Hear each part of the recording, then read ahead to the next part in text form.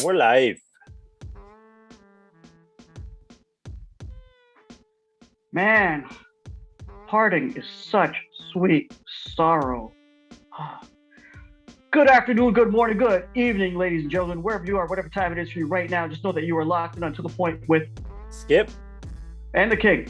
You guys go down there, click subscribe, click like. We have a special guest today, Robert Misovic. In his words, if you want to find him anywhere, Google him. Okay? Now, guys, I understand that a lot of doctors, when they retire, they want to go down to Florida, go down to South Beach and just hang out. I guess that's fine. And whatever your mantra is, that's cool with me. But now, for you Toronto Raptors fans, I'm sure a lot of you are still feeling it and still reeling in and trying to embrace your emotions as to what happened with Kyle Lowry going to the Miami Heat in return for Goran Dragic. Precious, I cannot pronounce his name for the last name for the life of me. Achiuwa. Jack Armstrong. Like you're sneezing. Dude, it's Achiuwa. Put some respect on his name. I'm trying. Hopefully Jack Armstrong has a funny name for him. And a future first round pick, which is yet to be determined. Now, I gotta ask you, Robert, we've spoken about this a bunch of times. The three of us were up really late last night talking about this. So I gotta ask you, was this trade a good trade for the Raptors, something going positive, or was it done out of necessity? First off, I just want to say that was a good Kendrick Perkins impression right there, trying to screw up the man's name. Listening to you try to pronounce Precious Achiuwa's last name was like listening to Kendrick Perkins, Bam Adebayo, or right. Honestly, man, I'm happy it's over, to be honest. I have complex feelings. I like Kyle Lowry a lot as a player. It's hard to say whether this was a good trade or a bad trade because none of us really know the extent of what offers were available at the deadline, right? So, I'll be honest, I'm higher on Precious Achiuwa than probably most people are. I like him. I thought he was borderline a lottery pick, albeit in a weak draft last year. Slid to 20. He kind of lost his place with Miami last year, and because they signed Dedmon, and I guess Spo was using him as more of like a Bam light, in their lineup, and he was having trouble guarding centers and bigger guys. So I mean, that's to be expected. He was a rookie. So to the extent of, like that being the compensation back for the greatest Raptor of all time, yeah, that sucks. But he was a free agent. You could have lost him for nothing. A lot of teams had cap space, and if he had chosen to go to New York or New Orleans, you would have lost him for zilch. So this was a gamble, and I think, if the contract of Goran Dragic, if it turns up something, if it gets you a center, if it gets you some future compensation, you could potentially, and again, we don't know the full details of the Miami trade, so if it's a first rounder, there's a way in which, depending on what you get back for Dragic, you could end up with 3 first rounders, basically. Because if Dragic nets you a first rounder, and Miami gives you a first rounder, and you value Precious Achiuwa as a first rounder, you basically got 3 first rounders back for Kyle Lowry. And if you look at it that way, if that's the way it breaks, then that's better compensation than you got for Vince Carter, who was under contract and was a superstar in his prime. That's better compensation than you got for Bosch. So I'd say, yeah, it was a good trade for a guy who wanted to move on. And, I think Kyle Lowry got a lot of golf when he was down in Tampa, and, maybe that swayed him a little bit to the warmer climate. And that's cool, I mean, it's time to move on, right? He can have his flowers, he can have a statue. He did a lot for this franchise. I definitely credit him for the development and growth of a lot of our young guys. He was a huge stabilizing force in that locker room. He's a selfless guy. When I listen to him talk about how he wants to get his teammates paid and stuff, I see like a leader that people could really gravitate towards. But at the end of the day, he's 35 years old. He had his last season, probably, people don't want to look at the numbers too much, probably his worst season in about 10 years analytically. Miami's swinging on the fact that he'll, turn the clock back a bit, but undersized point guards don't have a good track record. I think the Raptors moved on, and I think they dodged a bullet. $90 million is a lot to invest in that type of player. And, it's like when we lost Serge Ibaka and Marc Gasol, everyone was like, oh my God, we should have run it back. And then you saw those guys last year. I'm not saying Kyle Lowry is going to have that kind of drop off. I think he's way too competitive for that, but I definitely don't think he's worth $90 million. So that's my take on that. Robert, do you think Dragic is even gonna? Do you think Dragic is even gonna side of the border? Do you think he's gonna cross the 52nd parallel? Honestly, I think I don't think so. I think Dallas really wants him. I think the feelers are already out there in the league that we don't want him. So I think we need to change that a little bit so that we have some leverage and some, bargaining power here. Because if everyone knows that you're just going to buy him out anyway, you're not getting anything back for him. So you have to let the league know that you're open to keeping this guy. And honestly, he's not that bad. He's a former All-Star. He's a really good player. I think he provides a lot of what Lowry did. He operates in the same place on the court. He's a shooter. You have a ton of non-shooters on this team. You just paid $54 million for a guy who's a worse shooter than him, and definitely a worse player. We'll get into that. We will. So I think they should be open to keeping him and hopefully just playing the long game and dealing him at the deadline for either contracts or to a contender who's looking to have him. He's better than every point guard who's left on the market. I would take him over Dennis Schroeder personally. So, there's a lot of teams out there who are banking on Lowry. Those guys have to turn the page onto the next best option. And that option, if you're looking for a veteran point guard who can stabilize your offense, that's Goran Dragic to a T. So I think the Raptors have all the power here if they can swing the narrative that they're not looking to keep him. I think they have to at least put the word out there that they're open to keeping this guy. Now, Skip, I got to ask you a question, my man. Hit me. Based on, I know you got to retire that T-shirt that you're wearing. Oh, yes. For I asked you a while ago if that's going to be obsolete. You didn't like it at first, then you liked it after, but okay. But now that we're dealing with the here and now, forget the would-haves, could-haves, should-haves, and what could have happened. Let's forget about that. I got to ask you, going forward, what does this mean for the Raptors roster going forward now that Lowry is out of the locker room? Because, Robert, you did nail it about him stabilizing the locker room and being that leader. What does this mean for the Raptors roster going forward? So the bottom line of what it means is that we're in a retool now. We're officially in a retool. You don't have to call it a rebuild because I don't think they're tearing down the studs or anything, but they're going younger. They're betting on youth. They're really rebuilding. And I think that's what happens. That's what the issue is with the Dragic thing, right? It's like, he's a really good player. The Raptors are better next year if Dragic comes in and just plays Lowry's role.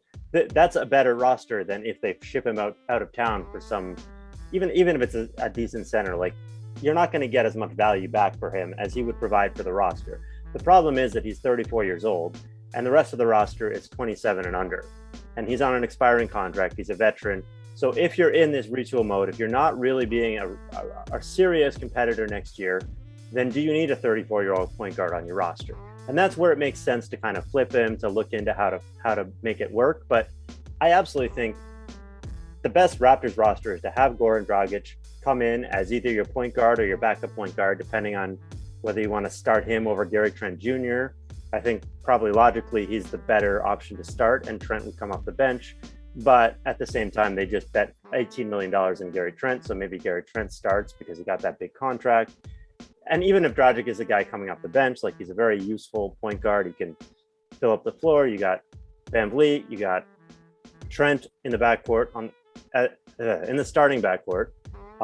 It's going to be kind of interesting to see how they fill out the roster. Otherwise, assuming they don't make any other trades, I guess you slide Achiuwa in as the starting center. Like, I'm not totally sold on that, but it kind of seems to be where he fits in right now.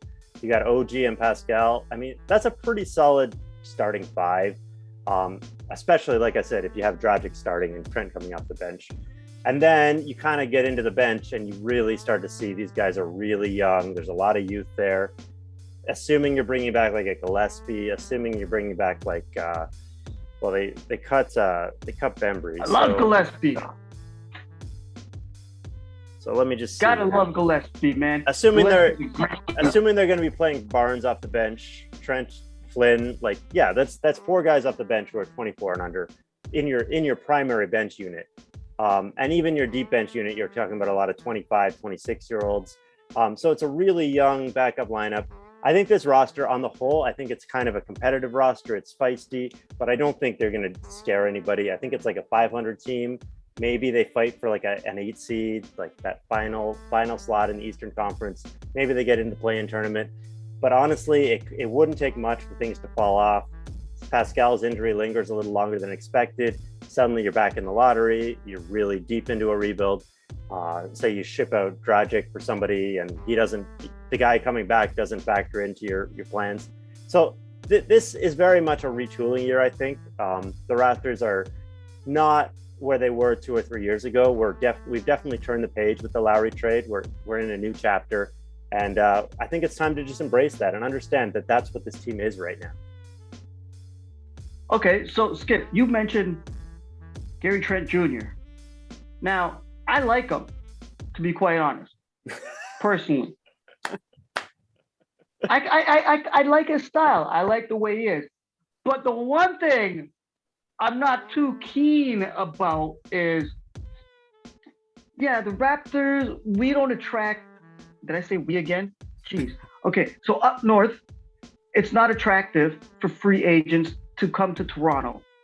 But they had to make a stamp. They had to put their mark in there. They had to go pee on that tree. And they took Gary Trent Jr. That contract seems a little ludicrous, ridiculous, and atrocious. Robert, I got to ask you, do you think he's really worth that amount of money? This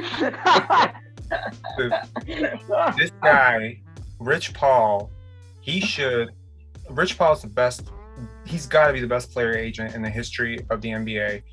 To get this guy $54 million, not only to get him $54 million on 3 years, but to get him a player option on the 3rd year for a 22-year-old player, that's a big deal because that's a bet on yourself contract with little to no risk for the player and all the risk for the team.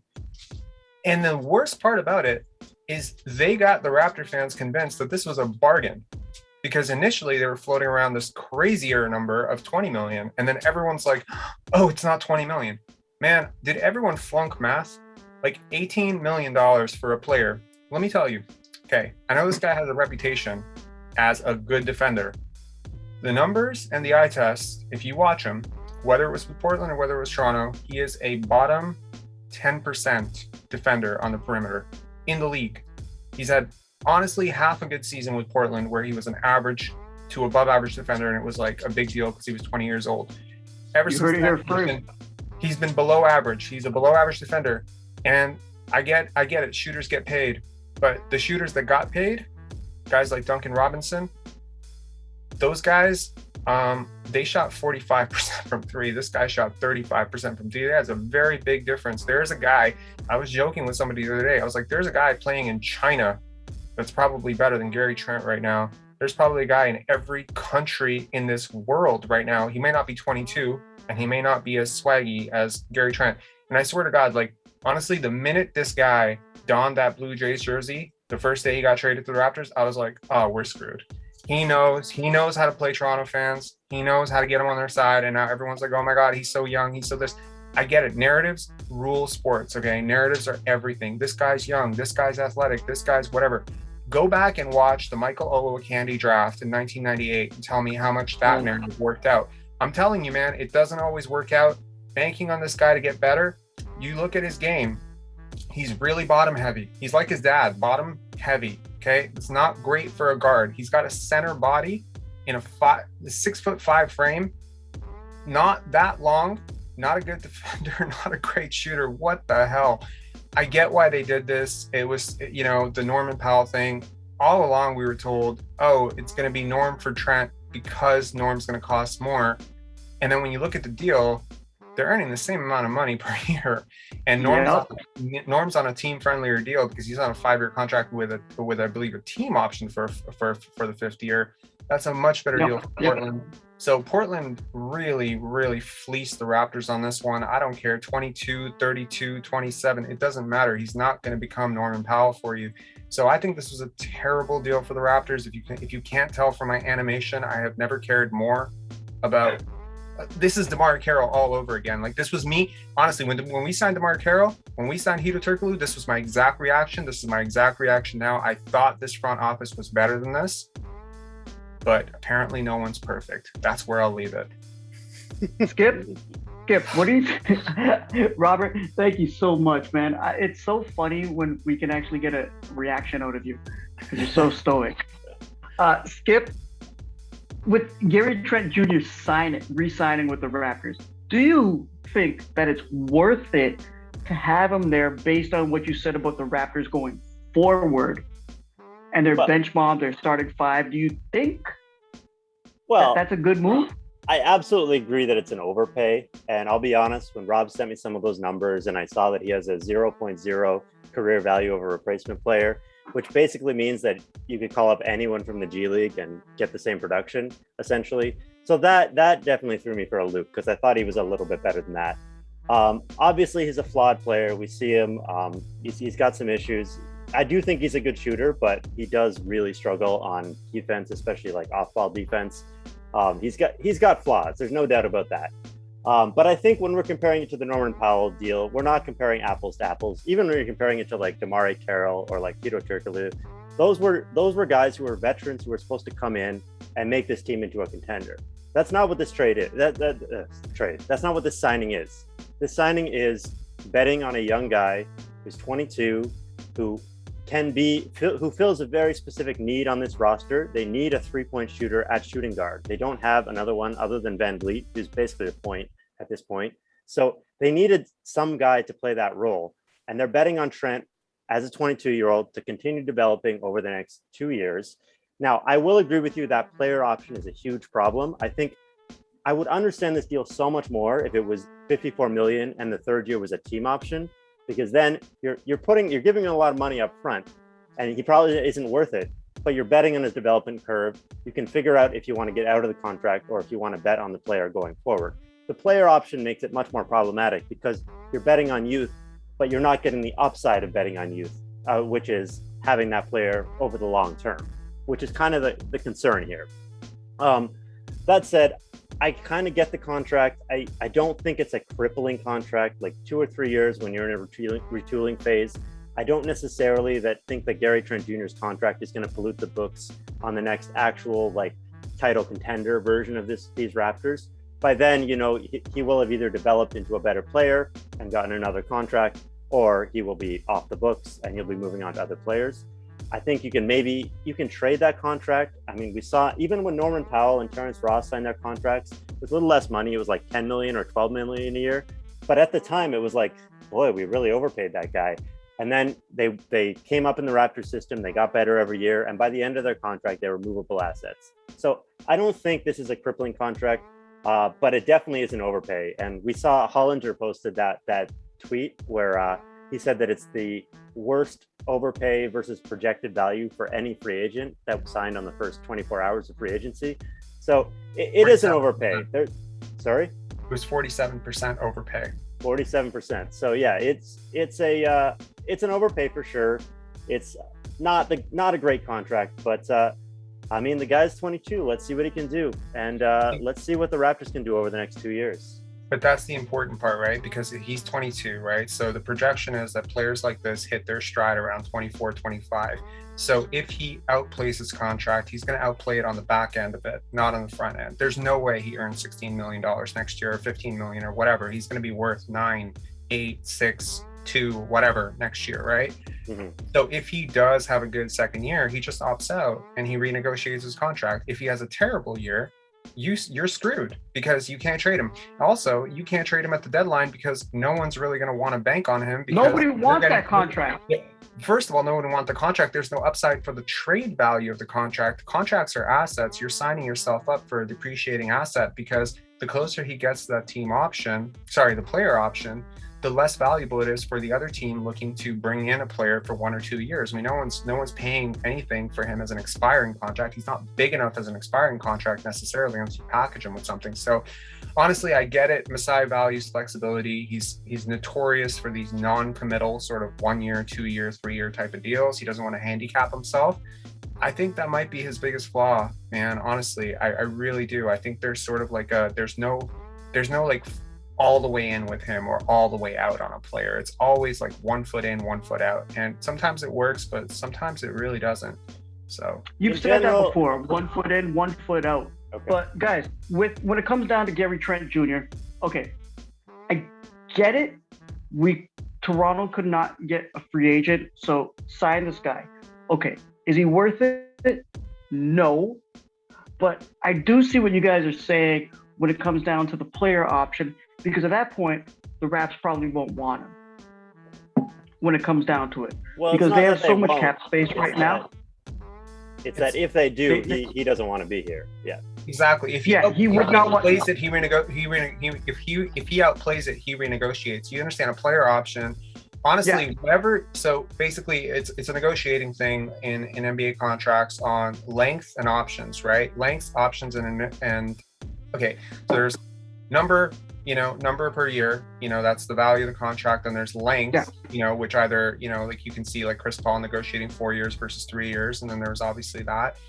There's option, team option versus player option. And then there's incentives. So there's quote unquote unlikely incentives that are baked into NBA contracts. The only thing creating an unlikely incentive for an NBA contract is the player must not have achieved the incentive in the previous year.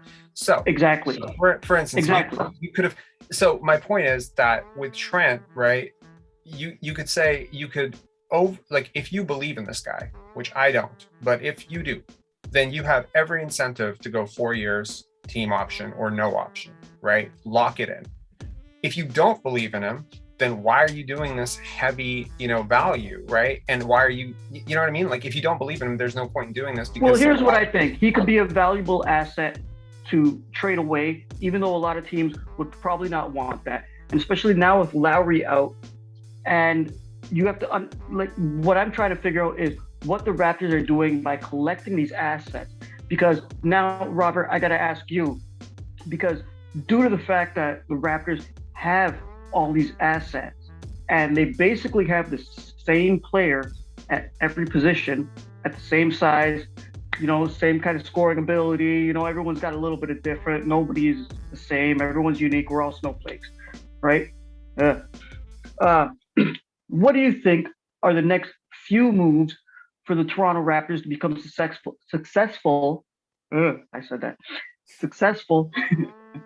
to be contending for the next championship? Contending with this team? Are you kidding me? Okay, first of all, I completely disagree with Skip's projection of potentially a 500 team. As this team is right now, unless something very drastic happens, this team is heading for the lottery again, guaranteed. Everyone's gotten better. Chicago just got better. The East has gotten better, and depending on what Philadelphia does with Ben Simmons, honestly, he's just an atrocious fit there. So whatever they get for him, honestly, they're going to get better because of that. So honestly, my next moves, build a time machine and undo the last 48 hours would be my first move. That would be great. That would be awesome. But barring that, I think, you're right in the sense that there's a lot of overlap on this team. I don't necessarily think it's a problem. Siakam, OG, Barnes, all being a 6'8", 6'9", positionless wings. It's awesome, actually. But that being said, that's a lot of non-shooting, and your non-shooting players, which are your defense first, offense second type of players, are now surrounded by very inefficient offensive players. So, case in point, your top 4 shot getters next year, projected right now, unless something changes, are Fred VanVleet, Gary Trent Jr., OG Anunoby, and Pascal Siakam. Of those guys, only one guy is above league average on efficiency for his position, which is OG Anunoby. So every other guy is either well below league average efficiency. So I think Fred VanVleet shot 38% from the field last year. Trent was 39%. none of these guys are efficient scorers. And if you can't score, no matter how well you defend, you're not going to get it. So my first move, honestly, would be to try to package two of these kind of inefficient offensive players to get a dynamo offensive player. And that would be great. They have the cap room. It's not even about the cap room. They have the salaries. So Fred VanVleet's on the books for $18 or $19 million, $20 million. He's got a pretty big contract, and so does Siakam. And, you know, combined, honestly, you might be able to, I mean, this is really out there. Maybe, depending on how Portland feels about Fred VanVleet. So he was a near all-star last year. You might be surprised how much value this guy has in the league. I think there's a lot of rumblings last year that a lot of people see him as a really good starting point guard in the league. I personally don't. So maybe Portland might be willing to move off of Damian Lillard. You know, Dame has a lot of defensive issues. He's not a good defender at all. He barely defends the ball. And I think that he's a big reason why Portland has struggled so much in the playoffs, even though he's such a dynamo in offense. But we actually do have the defensive system and players. Like OG Anunoby would immediately be the best defender we'll get into that on another episode. So that's my first thing would be to consolidate two non-fitting assets to get an asset. If that's not available, I would try to work something out with Dragic to get a center, because we've clearly missed the mark on centers in the free agent market, and there might be some available in the trade market. So names that come to mind are Miles Turner, maybe Dallas. Maybe Dallas might, you know, I'm not a huge Miles Turner fan. I think the shot blocking is a little bit overrated, and I think it only compounds your rebounding issues, but he's something better than what you have right now at center. And he's young, so hey, you know, apparently youth solves all problems for the Raptors. So, you know, he's young and he can bounce, and he's long. So there you go. It's something. Barring that, I think maybe a trade to Dallas might be in the works. Apparently, that's what I've been saying. So I would really appreciate teaming up with his countrymen in Goran Dragic. So maybe we could pry one of their centers away, and hopefully they can give us a pick or something to eat the extra year of Powell or someone's contract, or maybe we can get a young prospect. Yep. So I think that's kind of where I would be gearing. And my final thing would be potentially looking at Lauri Markkanen. Chicago. Ooh, we're going to Chicago. Yeah, I think he kind of fits. He might have, you know, he's a shooter, right? He's an offensive player. If you believe in your development team, there's a 7-footer that can shoot. Leo Rautins is about to have a heart attack. So there you go. That's a 7-footer out there. You can just see the headlines right now. So yeah. For sure. He could definitely space the floor. Skip, what do you think the Raptors' next move should be? Well, I mean, we're all going to go in on the Dragic thing, right? Like, it sounds like there's a lot of talk around him getting shipped to Dallas, potentially for Powell coming back. I don't think that makes the Raptors a better team, but if it gives them more flexibility to do other things, maybe there's a trade there. It'd be nice to have a center, a Canadian center. I mean, Powell hasn't been amazing since his Achilles injury. So yeah, probably Dallas would have to kick in some assets there. And then there's other, like you said, the Turner thing would be interesting. I don't know if that trade is out there. But yeah, I think it just sort of comes down to what's going on with Dragic, because if you're keeping Dragic, then I think what you do, to be honest, is you just go out and you get Cam Birch back on a 1-year deal, 2-year deal, fairly reasonable dollar amount. I haven't heard a lot of talk about him yet. I'm kind of surprised they haven't brought him back yet, but maybe they have some money out on some other players. The big swing I would take, if I was going to make a big swing, and I don't think this is possible, the one big name that hasn't signed yet is John Collins. And if there was some way, I don't know how the money works, I don't think they have enough money available, but if there was some way that they could put an offer sheet out on him, that's one guy that I'd be really interested in seeing them bring in, because I think he would be a difference maker, and he could be like that would be good. He's a young player that they could build around. Atlanta will match anything under $25 million on him, and I think we have, even if we were to prolong the Gary Trent contract, I think we're at about $21 million, so we don't have enough money. Yeah, I don't think it's actually possible with the amount of money we have, but that's the one guy I'm sort of looking at. I'm thinking, like, is there some way, maybe with the contracts they were announcing, that they could throw that really max offer out? But I don't think he can't play center. Hey guys, before we head out, may I weigh in on this one? Sure. May I? Can I? Okay. So Kyle Lowry going to Miami. That does nothing but greatness for Miami, especially since they acquired PJ Tucker. That team looks actually pretty strong with Tyler Hero, Duncan Robinson, Jimmy Butler. They actually do look good. I think it worked out well for the Raptors to get Precious, because I think he's a diamond in the rough down low for the Raptors, which is what they need. Dragic, I don't believe that he's going to come north of the border. I think he's going to get shipped off real quick. I think the next move for the Raptors is to utilize some of their assets to maybe swindle themselves and drop some cap space in order for next year's big year free agency, where they could maybe make a splash and get in there. I'm not sure. There's a lot of free agents out there next year. It's too many unmentionables.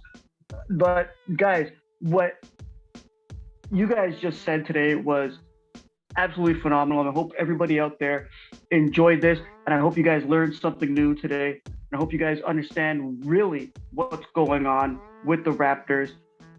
On behalf of myself, Skip, Robert, you guys can find Robert. Like I said, Google him. You guys can find Skip at Dougie J's on Twitter. Get at him. It's baseball season. You guys can find him SimonBroder.com, Amazon.ca. Go buy the book. It's great. I got one question. I got a question. Okay. You said Kyle Lowry in Miami. Are you saying that they are contenders? I think they could take out the Nets. No, I don't think they're real contenders. You need to add cricket sounds after he says that in post. That would be really funny. Yeah, I'll say some random stuff. They're not beating I'll say some random stuff. But you guys can find me. Thank you, Rob. You guys can find me, King Hussein, on all social media platforms. You guys can find us To The Point on Facebook, Instagram, To The Point Raps on Twitter, youtube.com/To The Point Podcast, which is where you guys better be watching us. And if not, you're bootlegging and you owe us some money. So, Robert, it's been a pleasure to have you on again, man. I love waking up to like our group chats with 99 plus messages, and we just go through all of this. Yeah, we get into it. I love it. You guys let us know out there. We got nothing but love for you fans out there. So on behalf of myself, Robert, thank you again. Skip, love your beautiful face. Hit subscribe. Yep. Subscribe. Yeah. Good afternoon, good morning, good evening, good night, and peace.